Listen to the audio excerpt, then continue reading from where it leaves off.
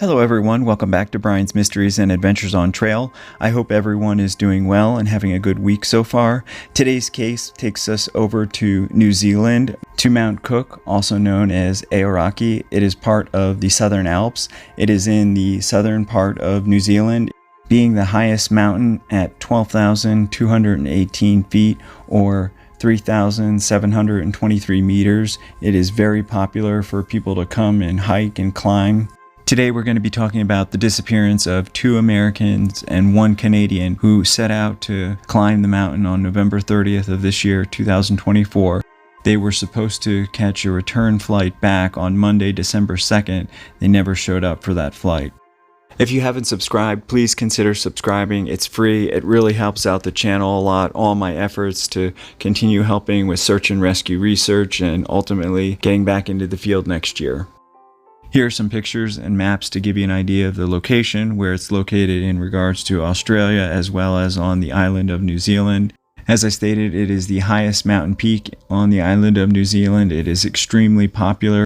These 3 men, the 2 Americans, Kurt Blair, who is 56 from Colorado. This is a picture of Kurt. The second American in the group is Carlos Romero, who is 50 years old. He's from California. They are both certified alpine guides. They had gotten together with a third male, an unidentified Canadian man, so I'm sorry I don't have a picture of him for you. On Saturday, November 30th, the 3 took a private helicopter. They were planning on doing this ascent via the Zurbriggen Ridge route. Mount Cook has many trails and various climbing routes. This is known to be one of the more difficult ones. However, that said, both Blair and Romero were certified guides in alpine climbing, rock climbing, skiing. They were both certified through the American Mountain Guides Association. The search got started on Monday, December 2nd, when the 3 failed to show up for their return flight off of the mountain. The Mount Cook search and rescue teams, as well as the New Zealand police, immediately got out there on foot and via helicopter searching for the 3 men.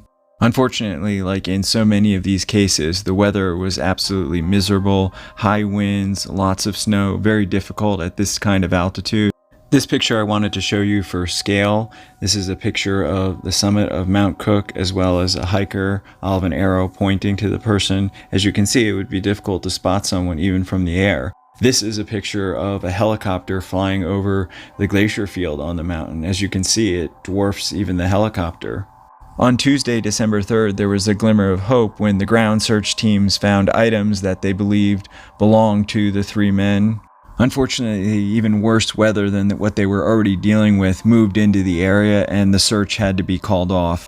This is a video clip just driving up at the base of Mount Cook. I wanted to share this as well as some more pictures just to give you an idea of how massive this mountain is and how difficult of a climb it is. Not to mention how difficult it is to do a search and rescue in this type of terrain. Look at this picture, which was taken in favorable conditions. Look at how steep the grade is. This is to show you the massive amounts of snow and ice that are on the mountain even during summertime, and how at the peak you're up in the clouds. Mount Cook is located in Canterbury, New Zealand. Some of these pictures were shared with me from people living in that area who also were out there helping with the search. This is Mount Cook at night. As you can see, it's obvious why people want to go out there and hike. It offers absolutely stunning views. The search and rescue and New Zealand police were able to go out and do a limited more searching. They did find various evidence, including footprints that they believed to belong to the 3 men. These footprints were found where the climbers were thought to have begun their traverse of this mountain near the slopes beneath Zurbriggen Ridge. Sadly, due to the lack of further evidence as well as the harsh winter conditions, the New Zealand police called off the search. Miss Vicky Walter, who is the New Zealand police inspector investigating the men's disappearances, quoted saying, "We do not believe that the men have survived. We believe they have taken a fall. This is certainly not the news we wanted to share today." While this is definitely a possibility, the men suffering a fall, it's most likely that one of them suffered a fall or some kind of injury. They most likely were tethered together. This is a safety practice that many climbers will use. And remember, all 3 of these men were expert climbers. They were all certified in mountaineering. Kurt Blair is living in Durango, Colorado. He was very experienced in hiking mountains that were over 14,000 feet. Romero was living in Livermore, California. He was experienced in hiking mountains like Mount Whitney and various other mountains that were over 14,000 feet. I know that no matter how much experience people have, it's always possible for anyone of any experience level to have injuries, a fall, accidents, something that goes wrong.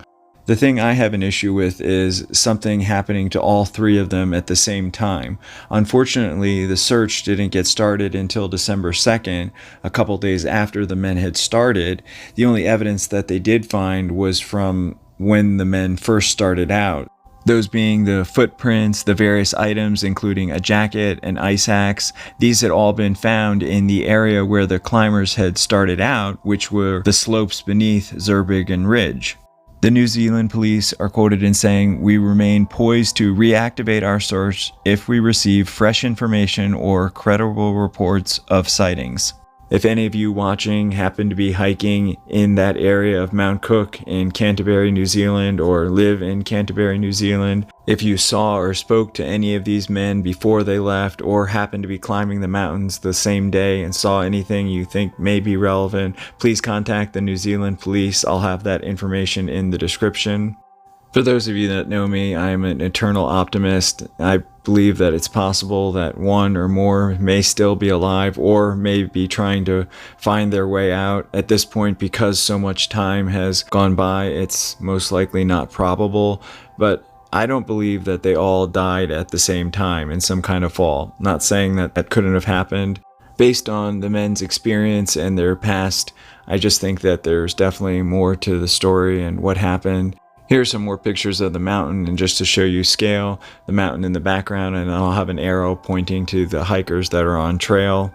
Sadly, because so much time has gone by and because the conditions there, especially in that area of Mount Cook, have been so severe with low temperatures, tons of snow and other foul weather, plus the lack of evidence, the lack of any more credible sightings, it doesn't look good for these three hikers. The media and police basically have already said they believe them to be deceased. That may be true. Remember though that two of these men are expert in their fields and have been up against mountains and conditions much worse than this. We've seen miracles in the past where people have been lost for this amount of time or more and in terrible conditions and have managed to come out alive. My thoughts and prayers go out to all three of these men, Kurt Blair, Carlos Romero, the unidentified Canadian man. My thoughts and prayers go out to all of you, your friends, your family, all your loved ones, all the search and rescue personnel, hoping and praying for a miracle for all of you. Thank you so much for watching. Thank you for all your support, your comments, your feedback. You all know I love hearing from you, so please leave me a comment. Special thank you to co.ag for providing the background music. Hopefully I'll see you all in the next one. Take care. Hey everyone, thank you so much for sticking with me to the end. I wanted to say thank you for all your comments and feedback and congrats in my last video. I really appreciate all the positive support and feedback. I am still working on the Christmas cards. I am going through everyone's emails, so if you've sent me your address, don't worry. I'm sending several dozens of cards out every week.